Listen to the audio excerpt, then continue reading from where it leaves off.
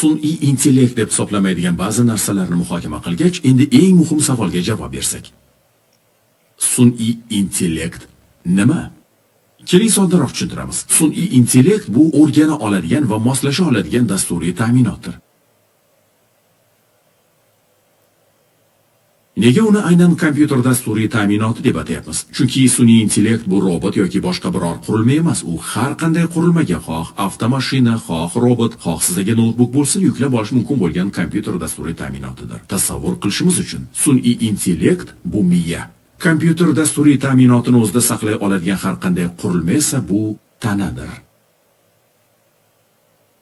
Biz ushbu texnologiyani Tesla avtomobillari kabi avtomashina shaklida yoki turli xizmatlarga ixtisoslashgan odamsimon robot, gumanoid robot yoxud robot qo'llar ko'rinishida ham joriy qilishimiz mumkin. Biz unga sun'iy intellektni shunchaki bir xususiyat, funksiya sifatida o'rnatamiz xolos. Va o'sha qurilmalar haqiqiy sun'iy intellekt bo'lgani uchun o'rgana oladi, foydalanuvchi bilan muloqotga kirishadi, chunki ushbu tanaga joylashtirilgan bo'ladi. Xo'sh, sun'iy intellektning an'anaviy dasturlardan farqi nimada?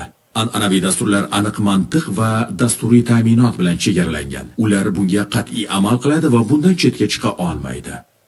Ammo sun'iy intellekt ma'lumotlarga tayanadi, o'zini o'zi takomillashtirib boradi va mustaqil ravishda o'rganadi.